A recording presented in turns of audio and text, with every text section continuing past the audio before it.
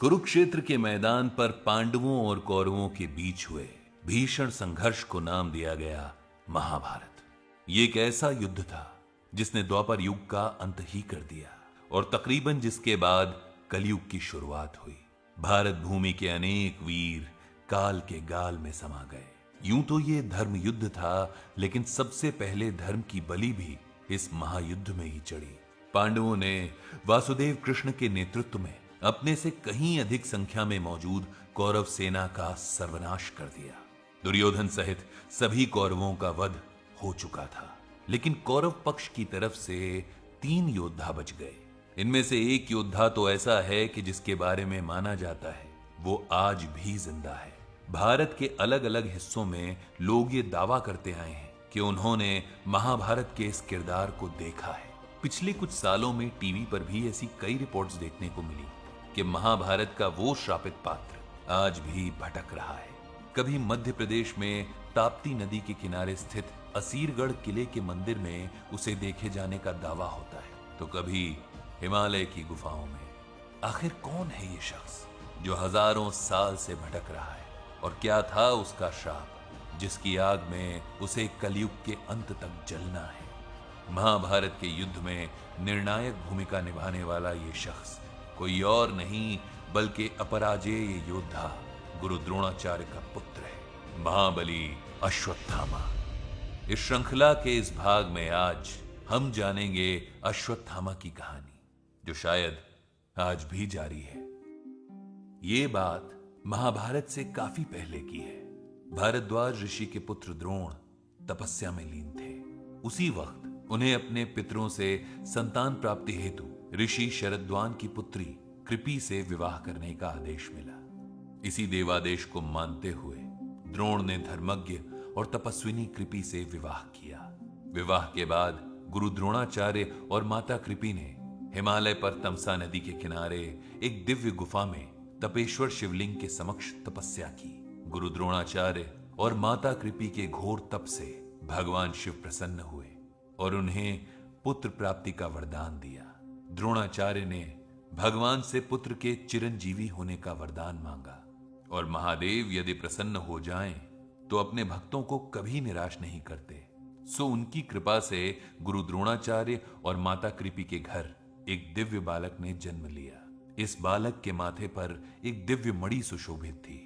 ये अमूल्य मणि उस बालक को दैत्य, दानव, शस्त्र, व्याधि, देवता, नाग आदि से सुरक्षित रखती थी। इस बालक ने जन्म के समय घोड़े की तरह हिनहिनाने जैसी आवाज निकाली जो सभी दिशाओं में गूंज उठी, और इसी कारण उसका नाम रखा गया अश्वत्थामा।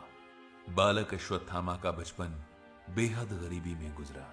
उनके जन्म के बाद द्रोण की आर्थिक स्थिति बिगड़ती चली गई। घर में छाई गरीबी को दूर करने के लिए द्रोण भगवान परशुराम से अस्त्र शस्त्र की शिक्षा ग्रहण करने उनके आश्रम गए। इधर माता कृपि अपने दिव्य मणि से सुशोभित बेटे के लिए दूध तक का इंतजाम नहीं कर पा रही थी, क्योंकि घर की आखिरी गाय भी बिक चुकी थी। द्रोण जब आश्रम से लौटे तो उन्होंने देखा कि माता कृपि चावल के आटे का घोल बनाकर अश्वत्थामा को पिला रही हैं। पिता द्रोण ने जब ये देखा कि उनका पुत्र दूध समझकर चावल के आटे का घोल पी रहा है, तो वे बेहद दुखी हुए। पुत्र अश्वत्थामा की स्थिति के लिए द्रोण खुद को दोषी मानते हुए स्वयं को धिक्कारने लगे। दूध के लिए गाय का प्रबंध करने को द्रोण धर्मयुक्त दान हेतु भटकते हैं, लेकिन उन्हें दान में गाय नहीं मिलती। द्रोण को इस मुश्किल वक्त में अपने बचपन के मित्र पांचाल नरेश द्रुपद की याद आई। दोनों की शिक्षा दीक्षा भारद्वाज मुनि के आश्रम में एक साथ हुई थी। द्रुपद ने बचपन में ही द्रोण से यह वादा किया था कि जब वो राजा बनेंगे तो आधा राज्य द्रोण को सौंप देंगे। द्रोण आधा राज्य न सही, लेकिन अपने मित्र से सहायता की उम्मीद में अश्वत्थामा के साथ पांचाल नरेश के दरबार में गए। लेकिन द्रुपद ने अश्वत्थामा के सामने ही दोनों का अपमान कर उन्हें राज दरबार से निकाल दिया। द्रुपद ने कहा कि दोस्ती बराबर वालों में होती है, राजा और भिखारी में नहीं।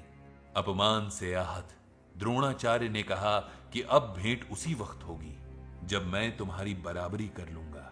बालक अश्वत्थामा पिता के इस अपमान से दुखी होकर कहते हैं कि पिताजी, गरीबी सबसे बड़ा शत्रु है। गरीबी के होते हुए शस्त्र शास्त्र के ज्ञाता भी सत्ता के मद में चूर व्यक्ति द्वारा अपमानित होते हैं। इस घटना ने मासूम अश्वत्थामा के मन पर गहरा प्रभाव डाला। इस अपमान के बाद द्रोण ने पांचाल प्रदेश छोड़ दिया और कुरुक्षेत्र के हस्तिनापुर चले गए। भगवान परशुराम से शस्त्रों की शिक्षा प्राप्त द्रोणाचार्य को कुरुवंश के राजकुमारों को शिक्षा देने के लिए नियुक्त कर दिया गया। अश्वत्थामा भी पिता की मदद करने लगे। शीघ्र ही गुरु द्रोण द्रोणाचार्य बन गए। उन्हें कौरवों के आचार्य पद से सुशोभित किया गया। कौरव पांडव सहित कई वीरों के साथ अश्वत्थामा का बचपन गुजरा। उन्हें पिता ने शस्त्र और शास्त्र की संपूर्ण शिक्षा दी। नारायणी अस्त्र की शिक्षा द्रोणाचार्य ने अर्जुन तक को नहीं दी। इस तरह बालक अश्वत्थामा की वीरता और ज्ञान का लोहा पांडव और कौरव भी मानते थे। इस तरह बालक अश्वत्थामा की वीरता और ज्ञान का लोहा पांडव और कौरव दोनों मानते थे।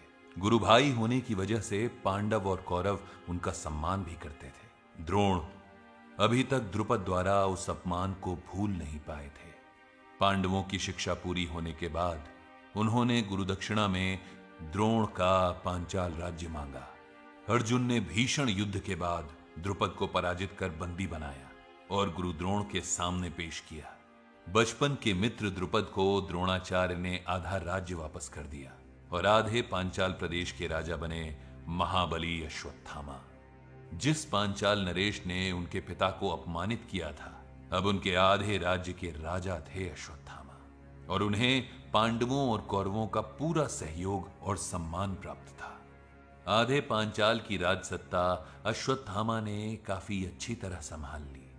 वहीं अपमानित पांचाल नरेश द्रुपद ने द्रोण की हत्या को अपने जीवन का मकसद बना लिया। कुरुक्षेत्र के मैदान में जब पांडवों और कौरवों के बीच सृष्टि का सबसे बड़ा युद्ध हुआ तो हस्तिनापुर राज्य में निष्ठा होने की वजह से गुरु द्रोणाचार्य कौरवों की तरफ से लड़े। अश्वत्थामा भी अपने पिता गुरु द्रोण के साथ कौरवों की सेना का एक महत्वपूर्ण अंग थे। आचार्य द्रोण और महाबली अश्वत्थामा ने मिलकर पांडवों की सेना में तबाही मचा दी। जब राक्षसों की सेना ने घटोत्कच के नेतृत्व में भयानक आक्रमण किया तो सभी कौरव भाग खड़े हुए। अकेले अश्वत्थामा वहां अड़े रहे। उन्होंने घटोत्कच के पुत्र अंजन पर्वा का वध कर दिया। साथ ही पांडवों की एक अक्षौहिणी सेना को भी मार डाला। घायल घटोत्कच को भागकर अपनी जान बचानी पड़ी। अश्वत्थामा ने युद्ध में द्रुपद कुमार, शत्रुंजय, बलानीक, जयानीक, जयाश्व और राजा श्रुतराहु जैसे योद्धाओं को मौत के घाट उतार दिया। उन्होंने कुंती भोज के 10 पुत्रों का भी वध किया। पिता पुत्र की जोड़ी ने महाभारत युद्ध के समय पांडव सेना को तितर बितर कर दिया। पितामह भीष्म के शरशैया पर लेटने के बाद गुरु द्रोणाचार्य को कौरवों का प्रमुख सेनापति बनाया गया। उन्होंने अकेले ही युद्ध में पांडवों की हार की पटकथा लिख दी। साथ में था उनका तेजस्वी पुत्र अश्वत्थामा, जो युद्ध में किसी भी योद्धा पर भारी पड़ रहा था। पांडव हार के कगार पर थे। इसी समय श्री कृष्ण ने कहा कि बिना कूटनीति का सहारा लिए पांडवों का जीतना मुश्किल होगा। तो अश्वत्थामा नाम के एक हाथी का महाबली भीम ने वध कर दिया। युद्ध भूमि में यह सूचना फैला दी गई कि अश्वत्थामा मारा गया। धर्मराज युधिष्ठिर को श्री कृष्ण ने एक अर्ध सत्य बोलने के लिए मना लिया। प्राणों से प्रिय अपने पुत्र अश्वत्थामा के वध की खबर सुनकर गुरु द्रोणाचार्य विचलित हो गए। सत्य जानने के लिए वो धर्मराज युधिष्ठिर से पूछते हैं कि क्या सच में अश्वत्थामा मारा गया। युधिष्ठिर कहते हैं, अश्वत्थामा हतो नरो व कुंजरो, यानी अश्वत्थामा मारा गया किंतु नर नहीं, हाथी। पर इससे पहले के बात पूरी हो जाती, भगवान श्री कृष्ण ने अपना दैवी ये 5 जन्य शंख बजा दिया। द्रोणाचार्य पूरी बात सुन नहीं पाए और पुत्रवध की सूचना पाकर शस्त्र त्याग कर बैठ गए। इसी अवस्था में द्रुपद के पुत्र धृष्टद्युम्न ने तलवार से उनकी गर्दन काट दी। पिता की छल पूर्वक हत्या की बात पता चलते ही अश्वत्थामा ने युद्ध नीति के सारे नियमों को ताक पर रख दिया। उसने पांडवों के विरुद्ध नारायणी अस्त्र का इस्तेमाल किया। ये अस्त्र एक बार में ही संपूर्ण पांडव सेना का खात्मा कर सकता था। भगवान कृष्ण अर्जुन सहित समस्त सेना को आदेश देते हैं कि वे रथ से नीचे उतर जाएं और नारायणी अस्त्र के सामने हाथ जोड़कर प्रार्थना करें। इस तरह पांडव बच जाते हैं। लेकिन अश्वत्थामा तय कर चुका था कि धोखे से उसके पिता की हत्या करने वाले पांडवों का वंश मिटाकर रख देगा। नियम था कि सूर्यास्त के बाद युद्ध नहीं होगा, लेकिन महाभारत का महायुद्ध अब नियमों और युद्ध नीति की सीमा से कहीं आगे बढ़ चुका था। युद्ध अपने अंतिम यानी 18वें दिन तक पहुंच चुका था। कौरव सेना में सिर्फ 3 योद्धा जीवित बचे थे, अश्वत्थामा, कृतवर्मा और कृपाचार्य। दुर्योधन भीम से गदा युद्ध में हारने के बाद अपनी अंतिम सांसें गिन रहा था। युद्ध की आखिरी रात अश्वत्थामा, कृतवर्मा और कृपाचार्य के साथ मिलकर सो रहे द्रौपदी के 5 पुत्रों की वो पांडव समझकर हत्या कर देता है।